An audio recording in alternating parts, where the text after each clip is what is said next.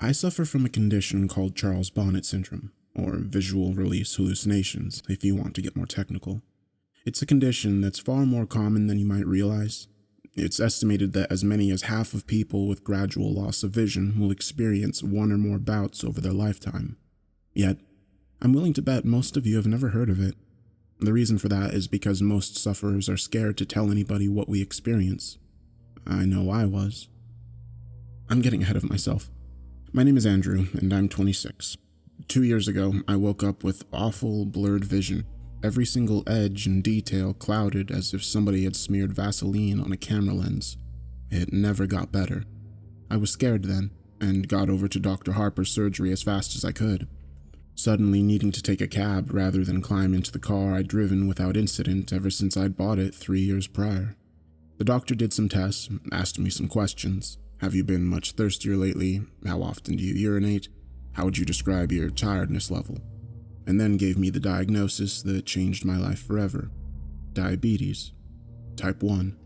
He explained that I would need to take insulin shots with every meal, that eating the wrong foods without monitoring my blood sugar could see me drop into a coma, or worse. Then he got to my eyes. Andrew, your diabetes has resulted in maculopathy. Do you know what that is? I shook my head dumbly, already reeling from the shock of my diagnosis, and Dr. Harper went on. It's when diabetes affects the blood vessels at the back of your eye, blocking them and causing them to leak into the macula, the central part of your retina that helps you to perceive color and fine detail. When these blood vessels leak into the macula, it can cause significant damage. With a lump in my throat, I asked, Okay, so how do we make this better? I couldn't see Harper's face properly when he spoke, but his tone of voice was enough to tell me what I'd been dreading.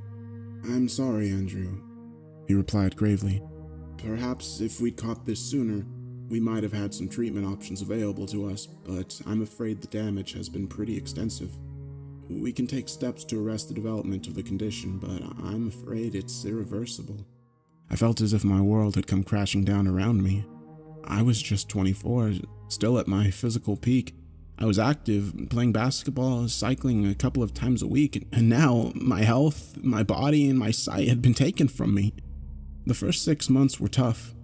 I broke up with my girlfriend, a sweet girl named Holly who tried to make it work but couldn't because I was so damn angry all the time. I lost my job because if there's one thing an architect needs, it's his eyes.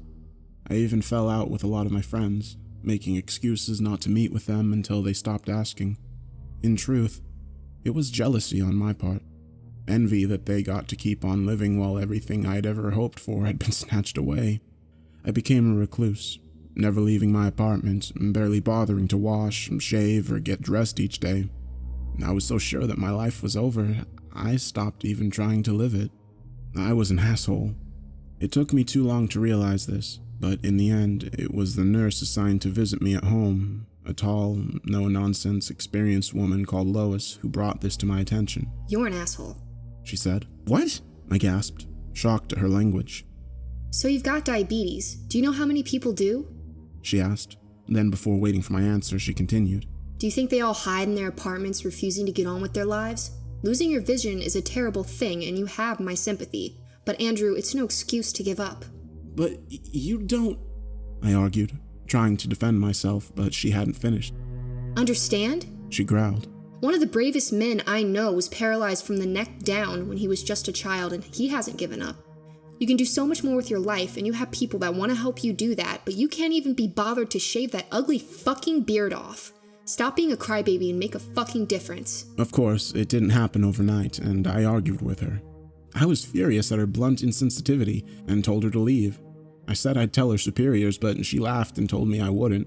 You won't because you're a smart guy and you've got too much pride for that, she said. I'll see you next week. That night I shaved. I opened up my curtains and actually looked around. Things were blurry, but when I really looked, I could see the things scattered around my home, the mess I'd let it become. When Lois came back the following week, the place was tidy. I was clean-shaven, dressed. I'd even attempted to comb my hair. She didn't say anything about it. Didn't mention the argument of the week before, but she took me out for coffee down the street. She guided me along the sidewalk to the coffee shop, talking to me, reassuring me. It was daunting, even though it was less than a block away, but I felt so proud when I got there. We talked, me and Lois. I think I even laughed. Afterwards, she walked me home. When she helped me back inside, she said, "It's nice to meet you at last, Andrew." That day was the beginning of my new life. I moved to a new apartment, a ground floor place, and joined a group of other young people with vision impairments. I made friends, got out every day, even if it was just a short walk, but I made a point of seeing what I could of the world. I bought what I could, but the Sawyers, the old couple that ran the local store, would bring my groceries by once a week. Clark's a gruff old coot, so he refuses to coddle me, and he's told me that he respects me for being like I am, for maintaining my independence, for not giving up. From a guy like him, that's one of the sweetest things I've ever heard. Things were going so well, and then, 1 year ago, it started. I walked into my living room, a mug of coffee in my hand, and I saw a Victorian funeral carriage stood right there on my rug, complete with 2 huge, proud horses in full livery, adorned with long black plumes in their bridles. They stood perfectly still while the driver, a small bearded man in period costume and a top hat, fidgeted with the reins and peered at me expectantly. Bizarrely, they were far clearer than the usual blurry shapes that I could see. I damn near pissed my pants.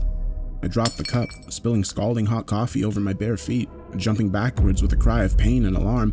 When I returned my attention to the horses and carriage back in the room, they were gone.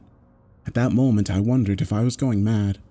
Apparently, most of us do, which is understandable. How would you feel if you'd seen that exact same sight in your home? Unless you're Jack the Ripper, I imagine many of you do not have a coach and horses just lying around. I certainly didn't. Eventually, after much quiet swearing to myself and more than a little self-delusion, I managed to convince myself that I had not seen what I thought I had, that it was merely a vivid daydream. This seemed to work, and I got on with living, even if I entered that same room a little more cautiously in the days that followed. Finally, I forgot about it. 2 weeks later, I saw a giant, floating, swirling orange ball in my bathroom. I damn near pissed myself again. I stood there staring at it. This bizarre, rotating, levitating globe that was a little larger than a beach ball hanging in midair over my tub. Open-mouthed for a full 10 seconds before finally screwing my eyelids tightly closed and whispering to myself, "That isn't there. That isn't there." After 5 seconds, I opened my eyes again. It wasn't there.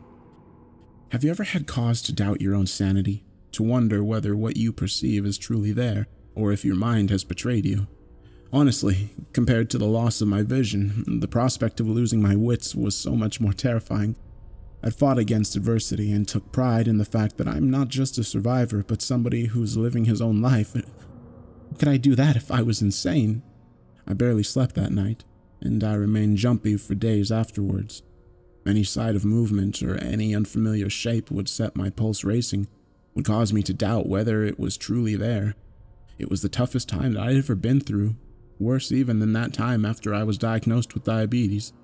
At least when Dr. Harper had told me about the diabetes, I had a definitive prognosis. I was given facts by a medical professional. My affliction was physical, it had a name, and most important, it had a treatment plan. This was something else.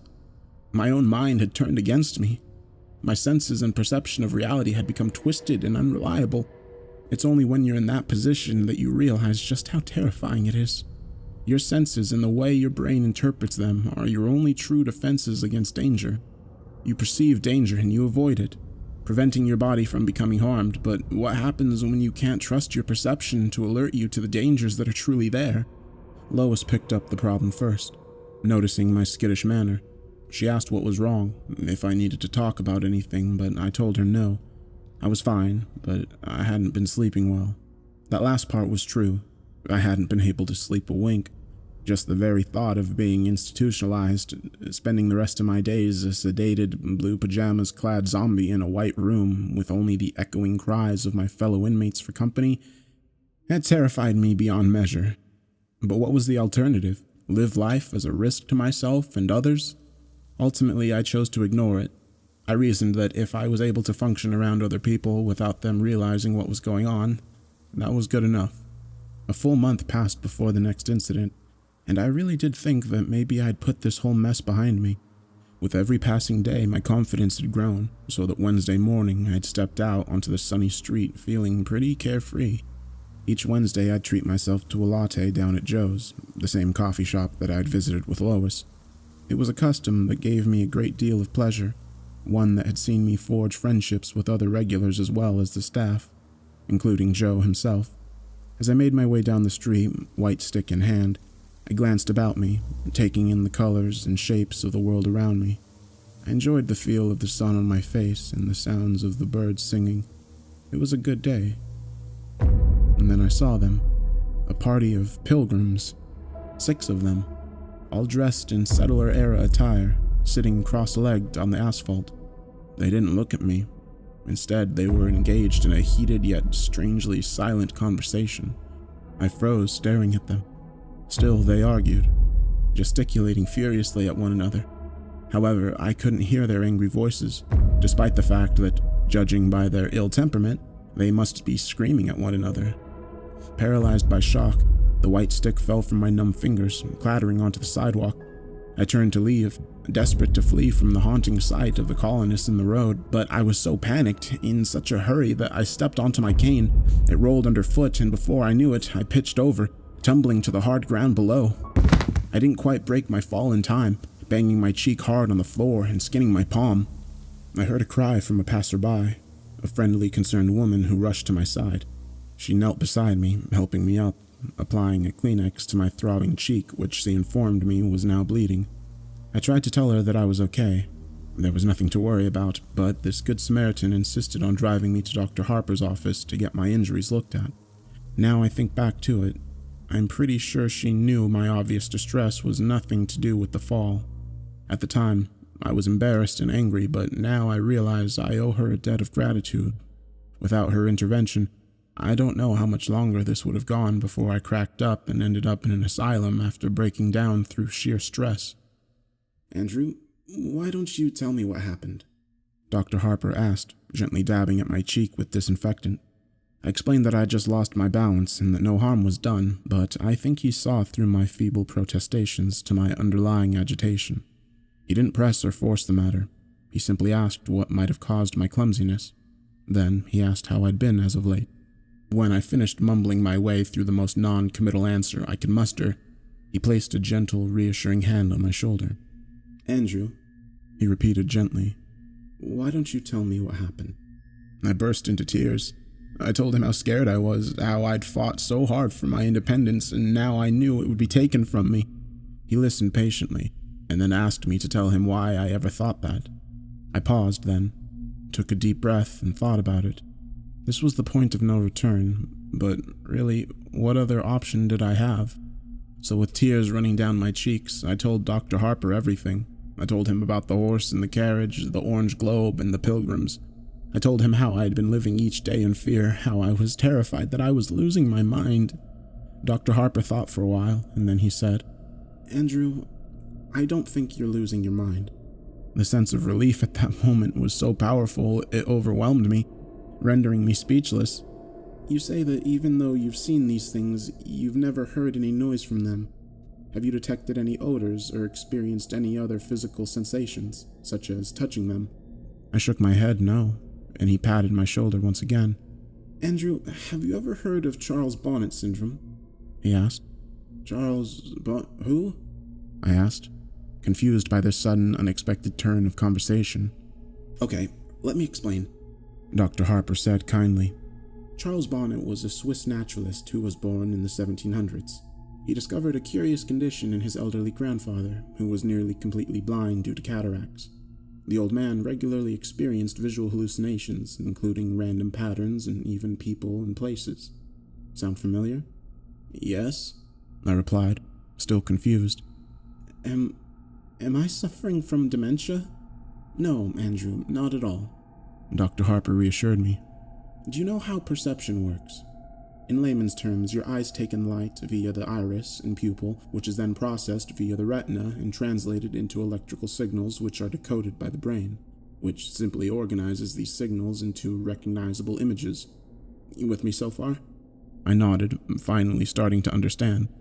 When the retina becomes detached, such as those that have undergone macular degeneration, those signals become warped and jumbled. Dr. Harper went on. The brain still receives them, so it does its job, translating these distorted signals into an image. It kind of fills the gaps for you. Sometimes it fills these gaps with colors, patterns, creatures, and places that aren't present. And this is called Charles Bonnet syndrome. I nearly wept with relief. So, I'm not mad, I cried. No, not at all, the doctor replied. This is an entirely physical condition. Your mind is in full working order. If you were suffering from any form of mental illness, your delusions wouldn't be limited to just one sense. You'd hear these interlopers, or smell them, even feel them. This is a condition solely related to your eyes, not your brain. As I left Dr. Harper's office, I felt as if a weight had been lifted from my shoulders.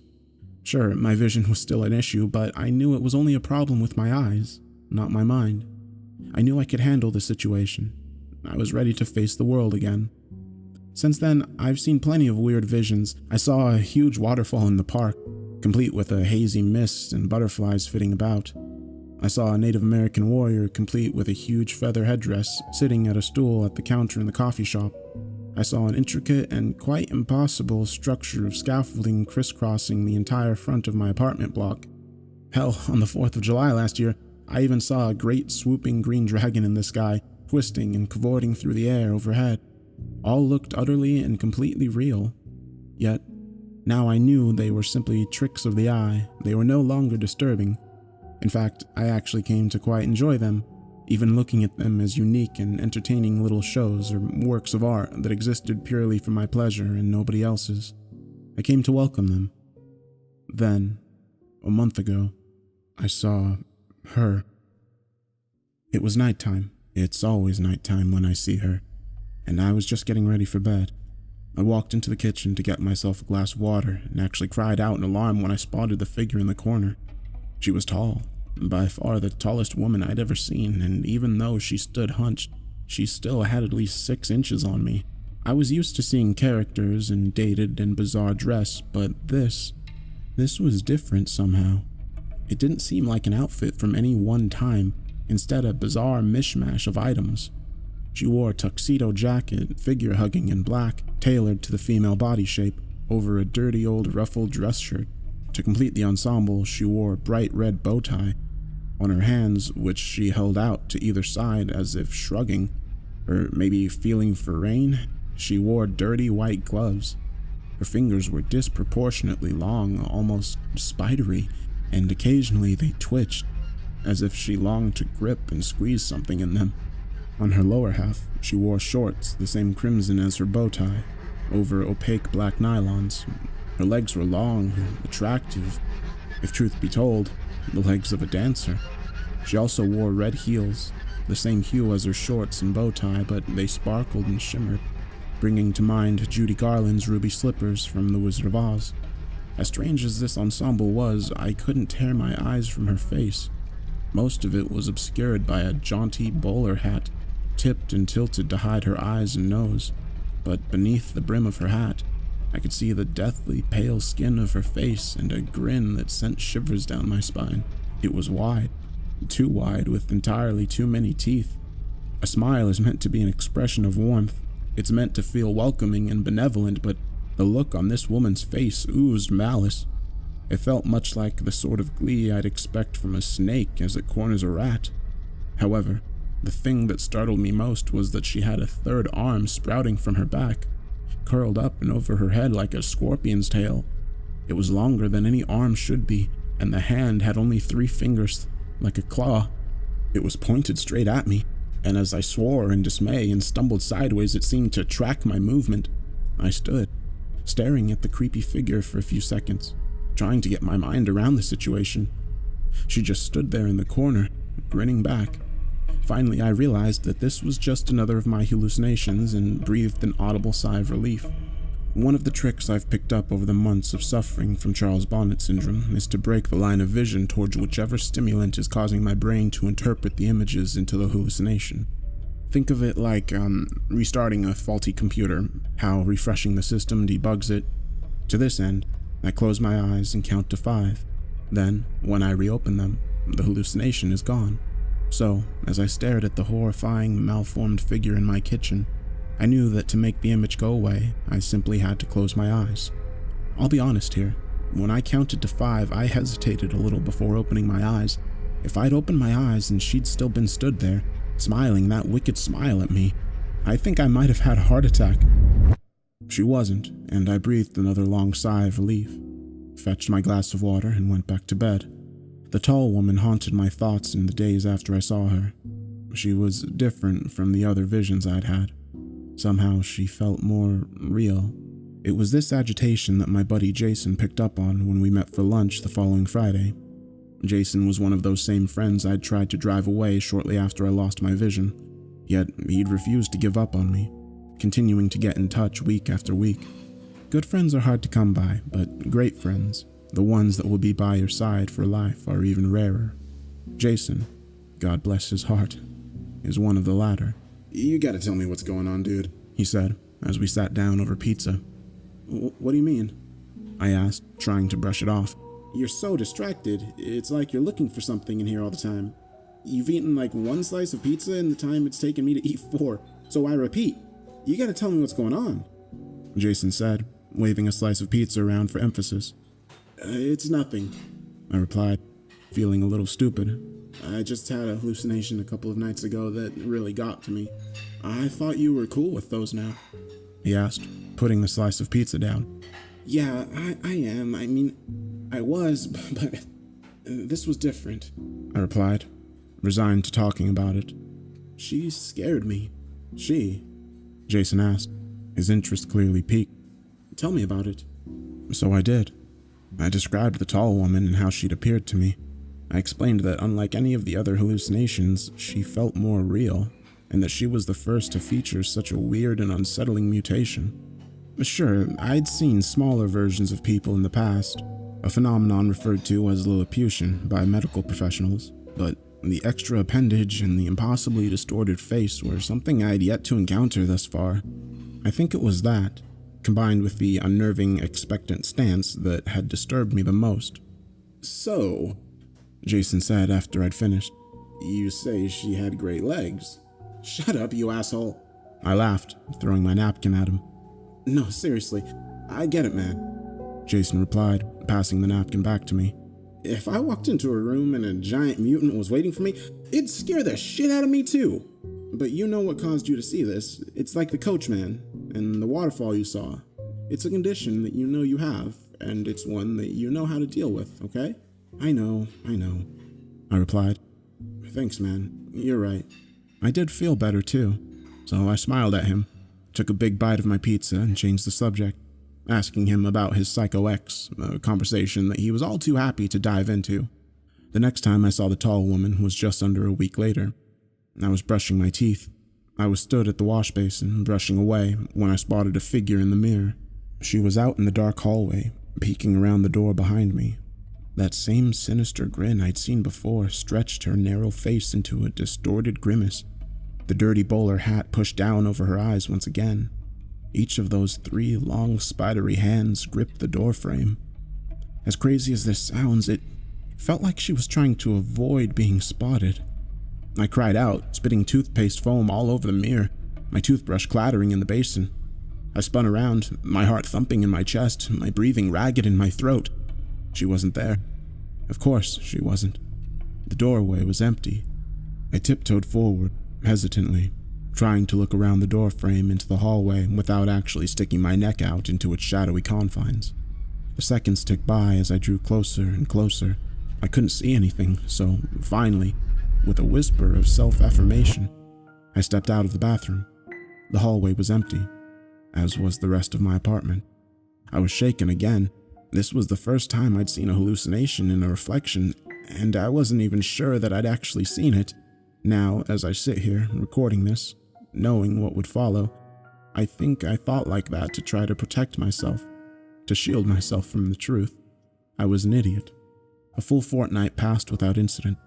Sure, I saw a flash of color one day, a dancing yellow lightning bolt that zigzagged back and forth on the street outside my apartment, but that was exactly the sort of thing I'd come to expect from my condition. It was exciting, otherworldly, but it wasn't scary. Not like she was. In retrospect, that fortnight was blissful, and it was a reminder of what life could be like. The existence that I'd carved out for myself since my diagnosis. Life was good. The night that changed the way I viewed the tall woman. Last night, I'd been out and had a couple of drinks. I'd met the other guys with visual impairment for dinner, and we'd ended up at a bar afterwards. I wasn't hammered, but we got through plenty of beer between us, and by the time I stepped out into the cool night air, I felt decidedly lightheaded. It took me a while to make it home, laughing and talking to a couple of the other guys from our group as we strolled along. It had been a great evening. It was probably the last truly good one I'll ever have.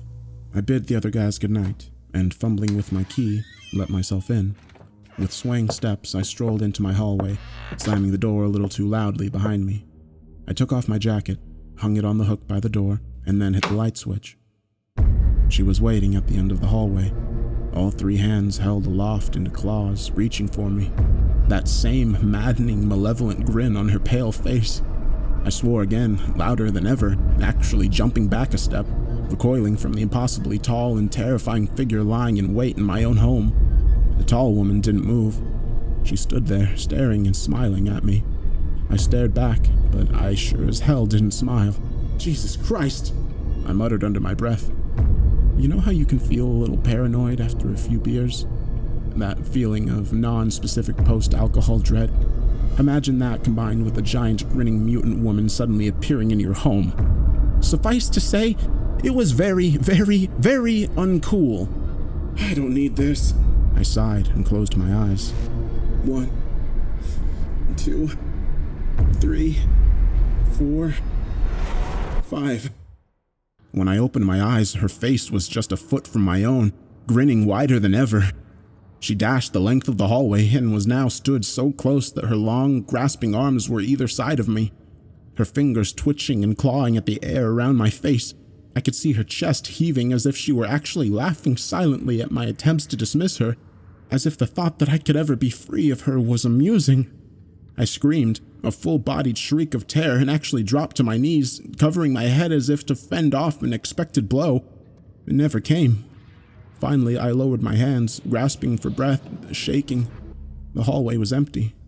The tall woman nowhere to be seen. I stayed there, on my knees, for a moment, grasping for breath. Then I was on my feet and I turned and ran, out of the apartment, out of the building, and into the street. I stood there, shivering, terrified beyond reason, without a clue as to what I'd do next. Finally, I pulled my phone from my pocket and I made a phone call. Hey, Andy, what's up? Jason asked. Jason, I need you to come here, I said, sobbing. Jason didn't ask why. He didn't complain. Instead, he simply replied, I'm on my way. Less than 20 minutes later, his car pulled up outside, and he dashed over to the steps outside my building where I was sitting, shivering. He threw his jacket around my shoulders and asked what happened, his voice filled with concern. She's in there, I stammered. The tall woman, she's back.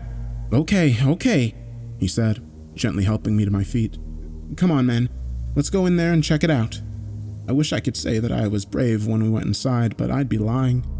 I cowered behind Jason, one hand on his shoulder as we made our way through my home.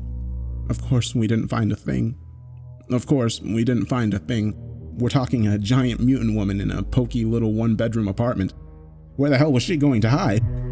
Finally, after we checked every single room twice, I had to admit that she was gone. I'm so sorry, man, I apologized, feeling genuinely stupid. I got scared. I'm sorry, man. Hey, forget about it, buddy, Jason said. So, I'm here now. Where do you keep your booze? Half a bottle of bourbon later, we were both feeling pretty talkative. She's, just kind of different, I tried to explain. I get it. It's like you saw something bad and you feel bad and that's bad. He didn't get it.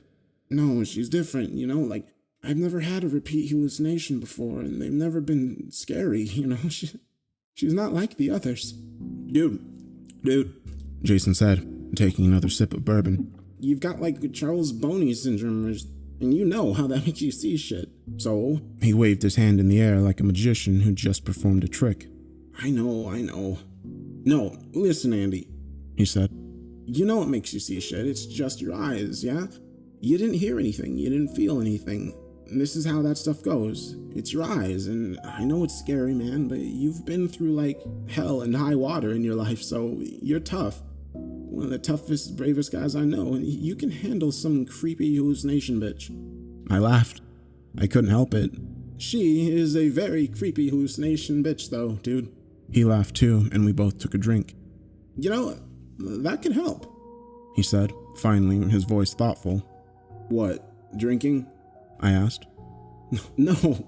Well, yes, it does. He giggled.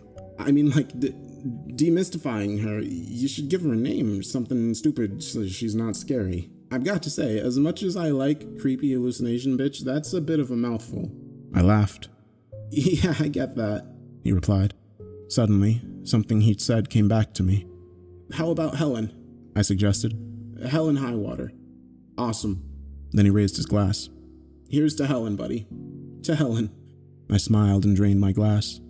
Jason spent the night on my sofa, mainly because he'd had too much to drink to even think about getting behind the wheel of a vehicle. But honestly, I think the reason he drank so much was so that he'd have an excuse to stay and keep an eye on me. I'm glad he did. Knowing that he was there made me feel safer, and I was able to get some sleep. It gave me a sense of security to know that if the strange vision I'd just christened Helen was to appear again, I'd be able to call on him for support. This morning, we both needed support. It feels like a mule kicked me in the head, he groaned when I made my way into the living room. Yep, I replied, my own head thumping. Joe's? Joe's, he replied firmly and staggered to his feet. As we drank strong black coffee and ate muffins, we didn't talk much. Finally, Jason broke the silence. So, you feel cool now? He asked, his mouth still full of blueberry muffin. I nodded. Yeah, I think so. Not still freaked out about you-know-who? He asked. Helen? I replied with a smile. No, I really don't think I am. I reckon I can handle some creepy hallucination, bitch. Good. He laughed, giving me a hearty pat on the back. That's cool, man. I bet you can. Now, as I sit here cowering in my bathroom, too scared to go out into my apartment, I know we were both wrong. About everything. Remember how earlier I told you that the thought of being institutionalized, that the very idea of losing my grasp on reality was the most terrifying thing I could imagine? Now, I'd welcome that, because the alternative is far, far worse. After breakfast, I said goodbye to Jason, and he climbed into his car and drove away. The day passed without incident, and when Lois stopped by this afternoon, she even commented on how upbeat I seemed. You got a lady in your life? She asked casually. I laughed at that, wondered what she'd think if she knew the truth. Yeah. I chuckled. Something like that. Good for you. She sniffed. Make sure you treat her right. That tickled me even more, and I had to bite my lip. Sure, I replied. I'll do my best. Tonight, still a little wiped from the exertions of the previous evening, I decided to turn in early. I brushed my teeth, washed my hands and face, and got changed. Finally, I fetched a glass of water and walked into my bedroom. I climbed into bed and instantly felt so relaxed. Within mere seconds, I was ready for sleep. That sudden, overwhelming drowsiness that comes when you've spent a whole day keeping sleep at bay. I decided that resistance was futile, and I sat up to switch off the light. I nearly didn't see her, but as I reached for the switch, I caught a glimpse of something out of the corner of my eye. My heart leapt into my throat as I turned to the foot of my bed. The tall woman was crouched there, her grinning face staring at me from just beyond my feet. So many teeth. Her long, slender fingers spread out over my blankets, twitching slightly as she gripped at the end of the bed. Slowly, excruciatingly so. Her third misshapen arm came into view over her shoulder, joining her other hands on my bedding. I froze, utterly petrified. I was at a crossroads here, arriving at a pivotal moment that had been coming for some time. But this time, I'd had enough. You don't scare me anymore, I said, my voice filled with defiance and anger. I'm not letting you do this to me. I reached across to the light switch. Good night, Helen, I said triumphantly, then flicked it, plunging the room into darkness.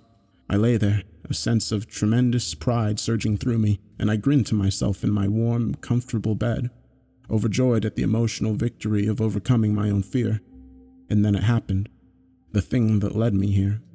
something that turned my blood to ice water and my bowels to jelly. Her rasping voice hissed from the darkness.